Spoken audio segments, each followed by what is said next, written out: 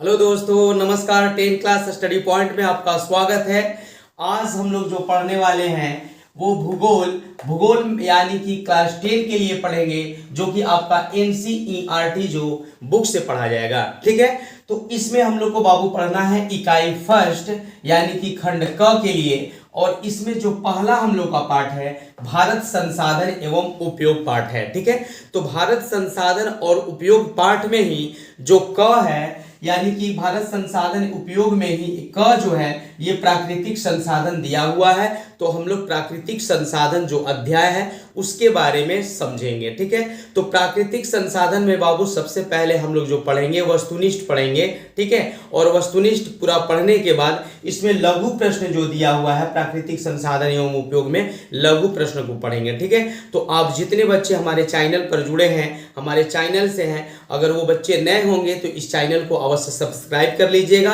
और वीडियो आपको बाबू अच्छा लगता है तो वीडियो को अवश्य आप लाइक कर दीजिएगा। ठीक है, और आप लोग क्या कीजिएगा, अपने दोस्तों में इस लिंक को शेयर कीजिएगा और दोस्तों में इस वीडियो को शेयर कीजिएगा, ताकि आपको सीखने के साथ साथ आपके मित्र भी आपसे जुड़े रहें और वो भी इस चैनल को सब्सक्राइब कर लें। ठीक है बाबू, तो आज हम जो पढ़ने वाले हैं वो भूगोल क्लास 10 के लिए एनसीईआरटी बुक से इकाई फर्स्ट पढ़ेंगे, अर्थात खंड क पढ़ेंगे। और पाठ का जो नाम है भारत संसाधन एवं उपयोग में क नंबर प्राकृतिक संसाधन के बारे में इसमें जो भी क्वेश्चन है उसको देख लिया जाएगा। ठीक है, वस्तुनिष्ठ और साथ ही साथ लघु प्रश्न, और जो इसका दीर्घ प्रश्न है वो अगला वीडियो में आएगा। ठीक है ना बाबू, चलिए देखा जाए क्वेश्चन को।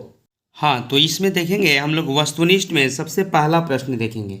वस्तुनिष्ठ में पहला प्रश्न दिया है कि पंजाब में भूमि निम्नीकरण का मुख्य कारण क्या है, मतलब मुख्य कारण बताना है। तो ऑप्शन में दिया है वनोन्मूलन, बी में दिया है गहन खेती, सी में दिया है अति पशुचारण और डी में दिया है अधिक सिंचाई। तो अधिक सिंचाई इसका आंसर हो जाएगा। दूसरा है कि सोपानी कृषि किस राज्य में प्रचलित है, ए हरियाणा है, बी पंजाब है, सी बिहार का मैदानी क्षेत्र है और डी है उत्तराखंड। तो आपका उत्तराखंड में जो होता है सोपानी कृषि होता है। ठीक है, चलिए आगे देखा जाए। सी में है यानी कि 3 नंबर क्वेश्चन, मरुस्थलीय मृदा का विस्तार निम्न में से कहाँ है।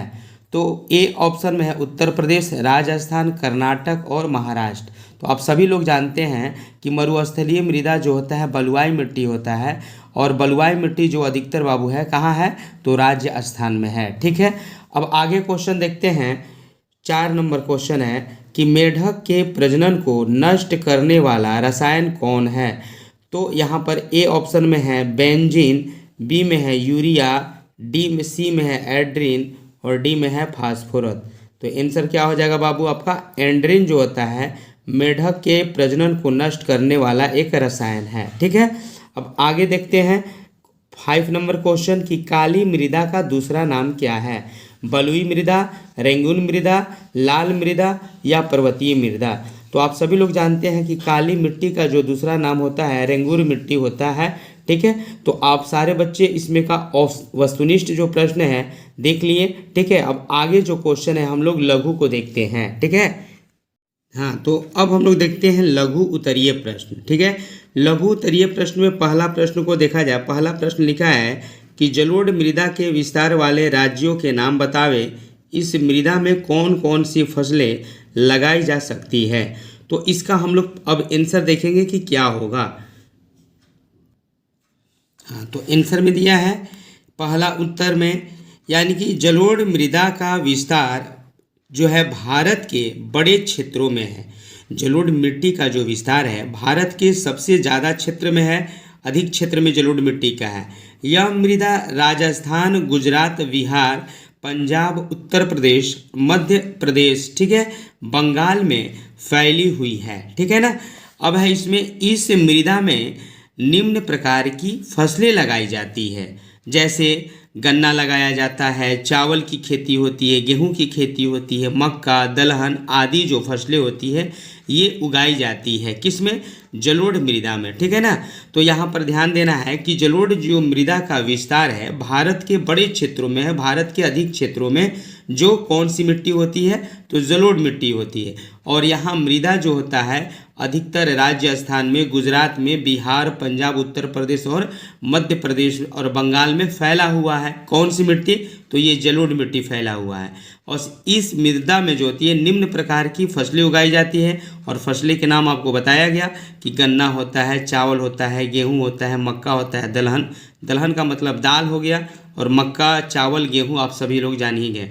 तो ये फसलें जो होती है जलोढ़ मृदा में होती है। ठीक है, अब आगे क्वेश्चन का आंसर देखते हैं।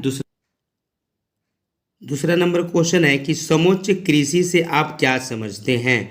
समोच्च कृषि से आप क्या समझते हैं? आंसर, हाँ, तो दूसरा का आंसर हो जाएगा कि पर्वतीय क्षेत्रों में मृदा अपरदन रोकने के लिए समोच्च कृषि की जाती है।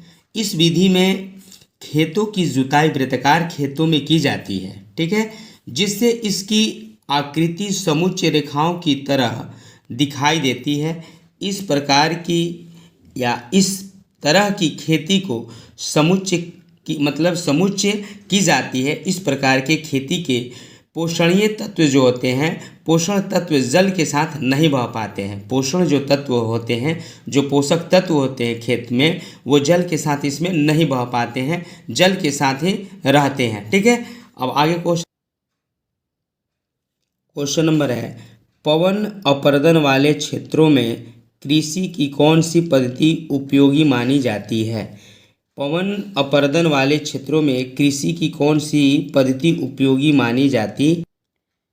आंसर में है, यहाँ पर देखते हैं, आंसर में लिखा हुआ है कि पवन अपरदन वाले क्षेत्रों में कृषि करने की जो पट्टिका कृषि को उपयोगी मानी जाती है। इस प्रकार की कृषि में मिट्टी के पोषक तत्व पर कोई प्रभाव नहीं पड़ता है।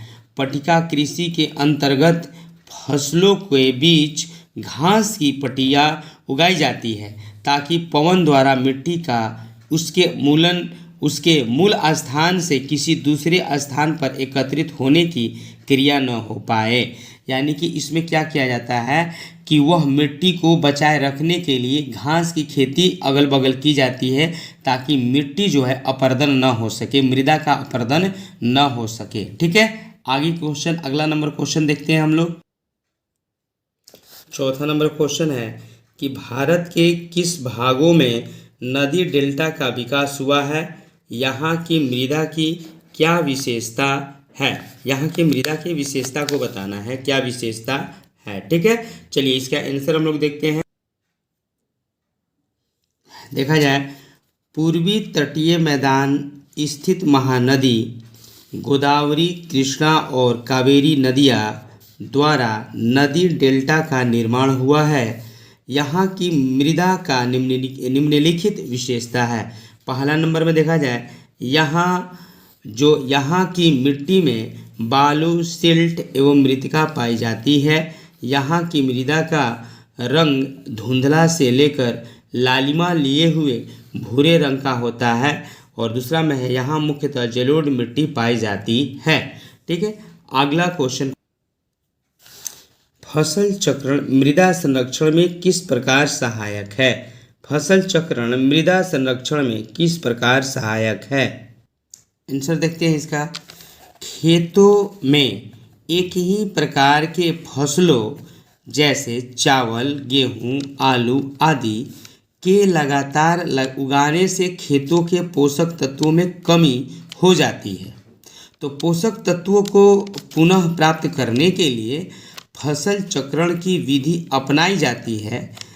इसके अंतर्गत ऐसे खेतों में दलहन तथा तिलहन के फसलों को उगाकर मृदा के पोषणीय स्तर को बनाए रखा जा सकता है, जिससे मृदा संरक्षण में सहायक होती है। ठीक है, तो इसमें ध्यान देना है। हम लोग का ये जो लघु प्रश्न का आंसर है, वो लघु प्रश्न का आंसर हम लोग कर दिए। ठीक है, अब जो दीर्घ प्रश्न का आंसर है इसमें आने वाला है। अगर बाबू आप लोग हमारे चैनल पर नए हैं तो चैनल को सब्सक्राइब अवश्य कीजिएगा और वीडियो को आप लाइक ज़रूर करिएगा। ठीक है, धन्यवाद।